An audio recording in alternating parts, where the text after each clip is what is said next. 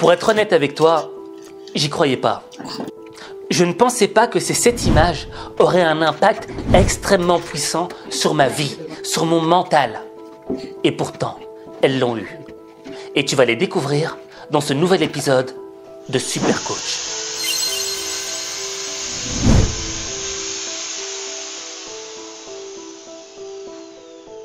La première image, c'est une de mes préférées. Elle te démontre qu'il y a une différence entre être riche et puissant. Quand je parle d'être riche, je parle de richesse financière, matérielle. Et je ne sais pas si tu l'auras remarqué, mais souvent il y a des gens qui sont riches matériellement et qui nous le renvoient en pleine gueule. Tu vois? Ah, regardez, j'ai acheté le dernier modèle de voiture de luxe. Ah, regardez ma montre, elle coûte 100 000 €. Il y a des gens qui ont besoin de te montrer, de t'en mettre plein la vue. Pourquoi? Parce qu'ils ont besoin de te prouver quelque chose. Ils ont besoin de te prouver qu'ils ont réussi. Et quand ils voient dans ton regard de l'admiration, ah ben pour eux c'est quoi? C'est une victoire. Ils sont heureux, ils disent « Ah, je lui en ai mis plein la vue à celui-là. C'est bien, je vais continuer comme ça. » Tandis qu'un puissant, il n'a pas besoin de te montrer qu'il est puissant. Il n'a pas besoin de t'en mettre plein les yeux, d'essayer de te faire peur, de te montrer que c'est un dur ou de te montrer qu'il a des richesses. Non. Le puissant sait qu'il est puissant.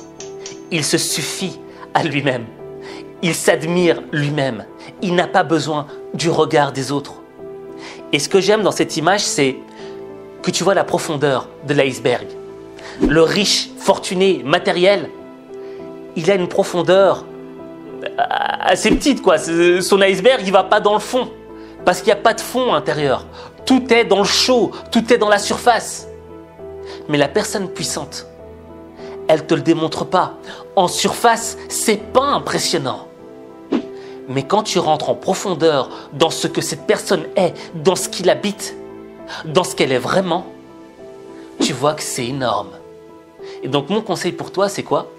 Certes, tu peux être riche et fortuné, mais ne le montre pas trop. Le plus important, c'est quoi? C'est d'être puissant.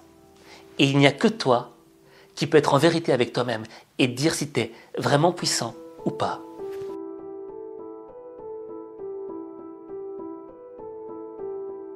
Si une image devait vraiment représenter ce qu'était la vie, ce serait celle-ci.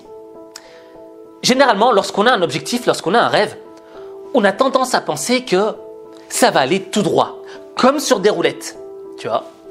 Or, la vie, c'est pas une ligne droite. La vie, c'est des hauts et des bas.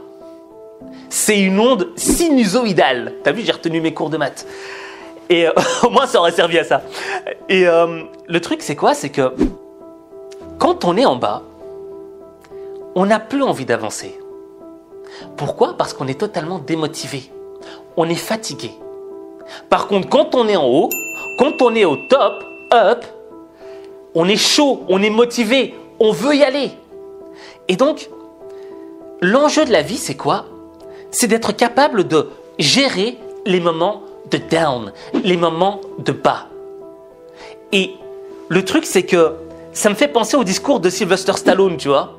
Quand l'heure est venue pour toi de te prendre en main, d'affronter le monde, tu l'as fait. Et quelque part, en cours de route, t'as changé.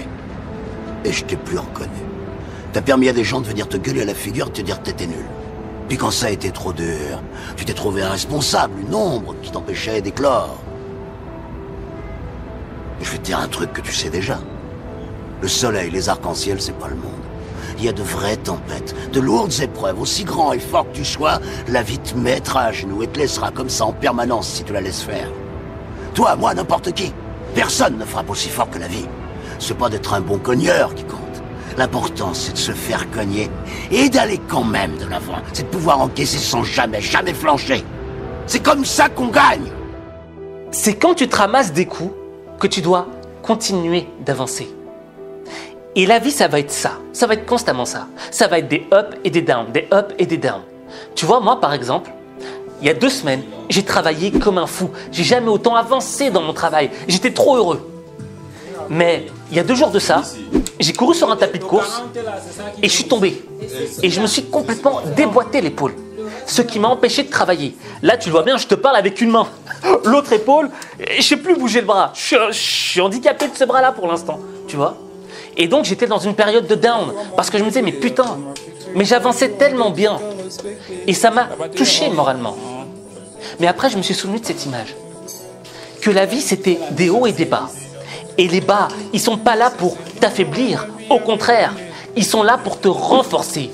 C'est parce que quand tu es dans le bas que tu vas chercher la force intérieure pour remonter vers le haut. Donc, mon conseil pour toi, continue d'avancer, que ce soit un haut ou un bas.